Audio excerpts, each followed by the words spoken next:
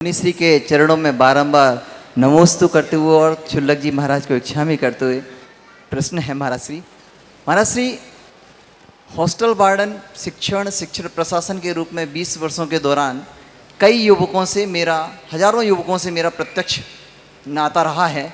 उस दौरान मैंने युवकों को 4 मेन स्टेक होल्डर्स के बीच में टचिंग पाया है। एक शिक्षक है, संस्था है और शासन है और माँ बाप हैं। माँ बाप महाराज से शुरू में बहुत पैम्परिंग तरीके से बच्चों को पालते हैं, बाद में बात उनके हाथ से निकल जाती है। ना वो डांट सकते क्योंकि डर है और ना वो समझाने की स्थिति में रहते। शिक्षक और शिक्षण संस्थाएं अपने प्रोफेशनल गोल से बंधे हुए हैं और स्वायत्तता भी बहुत कम है बच्चों को डील करने के लिए। शासन के बारे में चिरपरिचित हम सभी लोग हैं।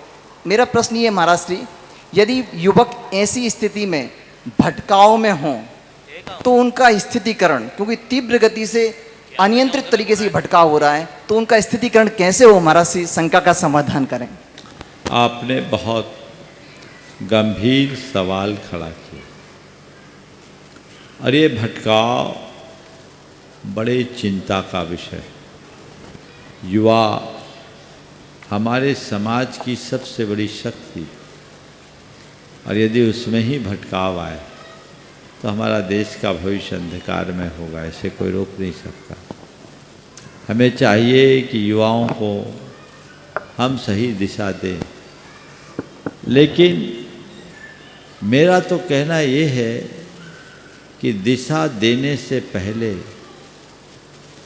हम उनमें इतने गहरे संस्कार भर दें कि उनमें भटकाव ही ना आए। जड़ को व्यवस्थित करें तो सब कुछ व्यवस्थित होगा। आजकल माँ बाप अपने बच्चों के परवरिश में बहुत ज़्यादा गंभीर नहीं होते। पहले माता पिता बच्चों के संस्कारों के प्रति बहुत गंभीर रहते थे, खुद अनुशासन में रहते थे, बच्चों को अनुशासन का पाठ पढ़ाते थे और बच्चों के हृदय में माँ बाप के प्रति अतिरिक्त श्रद्धा और सम्मान होता था। और उसका ही ये परिणाम था कि यदि माँ बाप कुछ कह भी दे तो उनके मन में उसका कोई क्षोभ नहीं होता, अपितु उन सब के हृदय में माँ बाप के प्रति बड़ा मानसिक संकोच और डर रहता था और यही उनके जीवन को संतुलित करता था। आपने अपने पीढ़ी में इसका अनुभव किया होगा, हमने तो किया है। लेकिन आजकल सोच बदली, बच्चों के प्रति व्यवहार बदल गया, अब बहुत लिबर्टी दी जाने लगी। और उसकी वजह है, पहले अनेक संतान होते थे तो बच्चों के प्रति प्यार बढ़ जाता था। अब ले दे के 1 या 2 है तो सारा लाड वहीं केंद्रित हो गया और माँ बाप खुद भी ज़रूरत से ज़्यादा व्यस्त हो गए। तो बच्चों के प्रति जैसी गंभीरता होनी चाहिए वैसा नहीं होने का परिणाम हम सब देख रहे हैं। हमने शास्त्रों में पढ़ा है, लालिये चतुर्वर्षानि 10 वर्षानि ताड़िये जायते तु 16 वर्षे मित्रवत समाचरेत। ये नीति के वचन है कि 4 वर्ष तक बच्चे को खूब लाड प्यार से रखो और उसके बाद के 10 सालों में उन पर पूरा नियंत्रण रखो, और जब बच्चा 16 साल का हो जाए तो उसे बच्चे की तरह देखने की जगह मित्र की तरह देखो। ये व्यवहार रहता है। अब लालिये चतुर्वर्षानि, सारा जीवन ही लाड प्यार में है।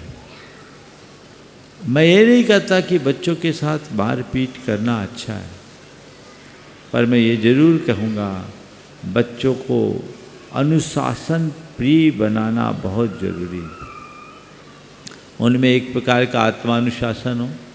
अगर घर परिवार से ही ऐसा वातावरण बने तो फिर ऊपर की चीज़ें भी ठीक हो सकती।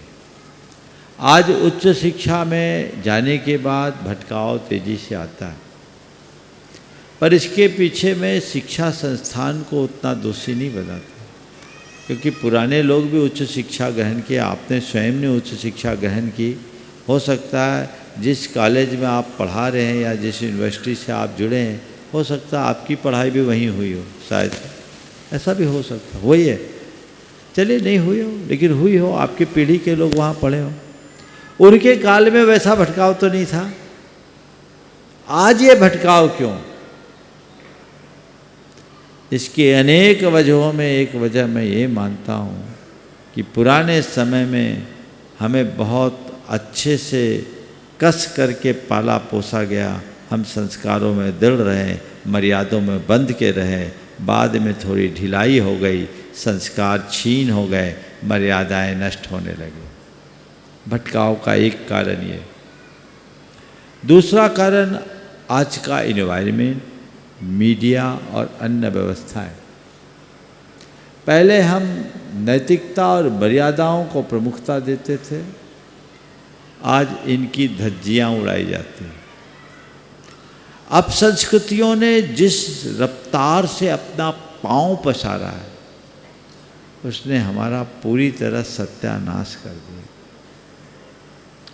तो मेरा मानना है इसमें हम व्यवस्था को दोषी ठहराएं या पीढ़ी को दोषी कहकर कोसे, ये उचित नहीं दिखता।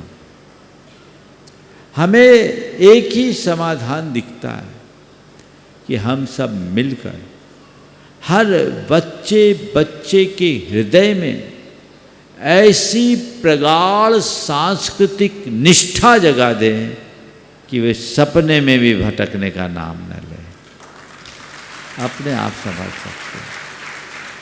ऐसी चेतना को विकसित करना है। आपका सवाल है जो भटक गए उनके राह पर कैसे लाया जाए, उनसे हम प्रेमपूर्ण संवाद करें। स्थितीकरण तभी कर सकते हैं जब आप के हृदय में सामने वाले के प्रति प्यार हो। हम लोगों में एक कमी, किसी से गलती हो जाती है तो हम उसको सब तरफ गलत गलत गलत गलत गलत कहकर प्रचारित करते रहते और कोसते रहते हैं। एक बार गलती हुई हम उसे कोसते ही रहते हैं। नहीं, गलती कर देने वाले व्यक्ति के प्रति भी यदि आपके हृदय में प्यार और सद्भावना हो और एकांत में आप उन्हें समझाने की कोशिश करें तो उनमें बहुत बड़ा बदलाव आ सकता है, बदलाव आ सकता है। मैं एक उदाहरण देना चाहूँगा। एक युवक जो बहुत संस्कारित था, उच्च शिक्षा में गया, एडिक्शन में फंस गया। इंजीनियरिंग का छात्र था, दोस्तों की संगति बहकावे में आकर खुद की दुर्बलता तो थी, भटक गया। उसके माँ बाप बहुत परेशान थे, मुझसे बताए, बोले महाराज जी हम लोग इसको बोलते हैं, हमारे सामने हाँ कह देता है पर उसका रवैया वही होता है। आपके पास बहुत आशा से लेकर आए, आप कोई रास्ता बताओ। मैंने सबसे पहले उसके माँ बाप से कहा कि आज सबसे पहला संकल्प आप लोग लो कि आज से इस बच्चे के बारे में किसी को कुछ भी नहीं कहेंगे। हमारा बेटा भटक गया, हमारा बच्चा बिगड़ गया, ये कहना बंद करो। और इसके प्रति अपना जो बिहेवियर था वो वैसा ही रखो, उसमें कोई परिवर्तन मत करो। जो प्रेम सद्भाव पहले था वैसा ही बना करके चलो, फिर बाकी काम मैं करूँगा। मैंने उस बच्चे को बुलाया, उसकी बचपन की बातें उसे याद दिलाई और मैंने उससे कहा कि देखो 12th के पहले तुम क्या थे और अब क्या हो गए, और जो तुम हो गए हो अगर यही रास्ता रहा तो तुम्हारा जीवन क्या होगा। मैं तुम्हारे अंदर एक बड़ा सुंदर रूप देख रहा हूँ, लेकिन मुझे लग रहा है कि तुम खुद कली को खिलने से पहले कुचल रहे हो, तुम्हें सावधान होना चाहिए। मैंने जब उससे प्यार से कहा, उसके आंखों से आंसू की धार बह रही, रोने लगा। बोले महाराज मैं क्या करूं, मैं खुद नहीं चाहता कि ये सब करूं, पर उस इन्वायरमेंट में जाने के बाद मेरा मन नहीं थमता। और महाराज मैं क्या बताऊं, मेरी इंजीनियरिंग करने की कतई इच्छा नहीं थी, पापा ने ज़बरदस्ती मुझे उधर भेज दिया और मैं वहाँ जाकर बिगड़ गया। महाराज मैं क्या करूं, मेरे ऊपर प्रेशर है। मैं कई बार सोचता हूँ कि कॉलेज जाना बंद कर दूं तो इससे बच जाऊंगा, लेकिन घर का प्रेशर है, मुझे अपनी पढ़ाई पूरी करनी है, अब मैं क्या करूं। मैंने कहा बेटा पढ़ाई से बड़ी ज़िंदगी है, तू पढ़ाई का मोह छोड़, अपनी ज़िंदगी को संवारने की कोशिश कर। समझाया और उसके माँ बाप को इसके लिए समझाया कि देखो इस बच्चे पर प्रेशर करोगे तो ये कहीं का नहीं रह पाएगा, ना पढ़ पाएगा ना संभल पाएगा। आप तो इसको अपने साथ रखो। बहुत अच्छा बिजनेस था।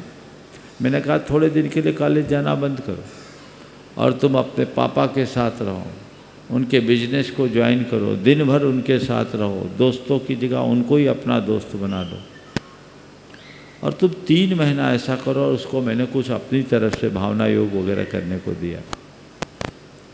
आपको सुनकर प्रसन्नता होगी। आज वो लड़का विवाहित भी हो चुका, बच्चे भी हो चुके और एक बहुत अच्छा बिजनेसमैन बन गया। सारी बुरी आदतें उसकी छूट गई। तो सुधार सब में हो सकता है। 2 स्तर पर काम करने की आवश्यकता है। पहले तो कोई बिगड़े नहीं, और दूसरी बात जो बिगड़ भी जाए तो उसके प्रति हृदय में प्यार हो, उपेक्षा नहीं, सत्कार हो, तिरस्कार नहीं। तब कहीं हम जाकर सामने वाले के अंदर कुछ बदलाव घटित कर सकते हैं।